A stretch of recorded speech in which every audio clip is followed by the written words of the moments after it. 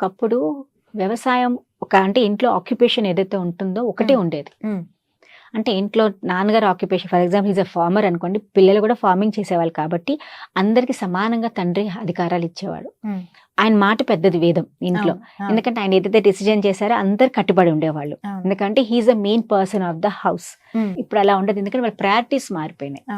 ఇప్పుడు అందరూ ఒకే చోట కూర్చొని చేయాలంటే కష్టం, ఎందుకంటే ఒక్కొక్క టైమింగ్స్ వేరే, ఒక్కొక్క సిచ్యువేషన్స్ వేరే, ఒకే చోట ఉండలేకపోతారు, వాళ్ళు ట్రావెలింగ్ వేరే, కాబట్టి దూరం అవడం జరుగుతుంది. అలాంటప్పుడు ఏమవుతుందంటే ఎప్పుడైతే వీరు ఇండివిజువల్ గా పడడం స్టార్ట్ అయిందో వాళ్ళ ఓన్ ప్రయారిటీస్ మారిపోయినాయి, వాళ్ళకి ఒక రకమైన జోన్ లోకి వెళ్ళిపోయారు.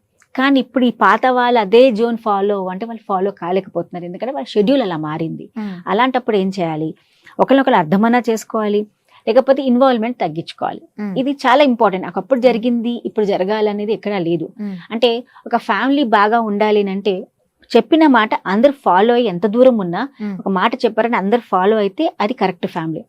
ఎంత దగ్గర ఉన్నా ఫాలో కాకుండా ఒకరికి కలహాలు పెట్టుకుంటే అది వేస్ట్.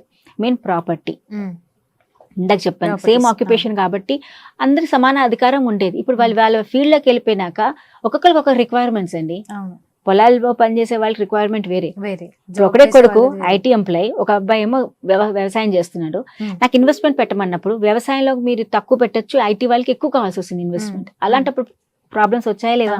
అంటే అప్పుడు సేమ్ ఆక్యుపేషన్ ప్రాబ్లం ఉండకపోవచ్చు. ఇప్పుడు అలా ఇస్తే కొడుకు ఏమంటాడు, అన్నయ్యకి అవసరం ఏముంది నాన్న, ఎలాగో నువ్వు పొలం ఇస్తావు, నాకు కావాలి, నాకు ఐటీలో నేను కంపెనీ పెట్టాలి, నాకు చాలా ఇన్వెస్ట్మెంట్ కావాలన్న అక్కడ కలహాలు స్టార్ట్ అవుతుంది. సో అది ఒక్కసారి కూర్చొని, అంటే అది మైండ్ సెట్ వాళ్ళది మారాలి. ఇప్పుడు వాళ్ళకి మారాలి అని అంటే తెలుసుకోవాలి వాళ్ళ ఆక్యుపేషన్ ఏంటి, నేను ఎంతవరకు తీసుకుంటే ఏం చేయాలి, ఈ డబ్బు ప్రాపర్టీ, ఇంకోటి ఏంటంటే ప్రయారిటీస్, ఇవన్నీ బట్టి చాలా వరకు ప్రాబ్లమ్స్ వస్తున్నాయి. ఒకప్పుడు ఇలాంటివి లేవు, every one has equal rights అని పెట్టేవాళ్ళం. కానీ ఇప్పుడు ఏంటి, ఈక్వల్ రైట్స్ అనేది వేరేగా తీసుకొని డిమాండింగ్ స్టార్ట్ అయిపోయింది. దానివల్ల ప్రేమలు తగ్గుతున్నాయి, మీరు చెప్పినట్టుగా కలహాలు కూడా స్టార్ట్ అవుతున్నాయి.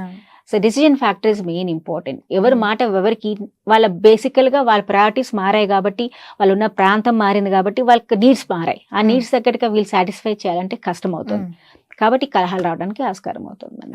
ఓకే మ్యామ్, చాలా బాగా ఎక్స్ప్లెయిన్ చేశారు. Thank you so much.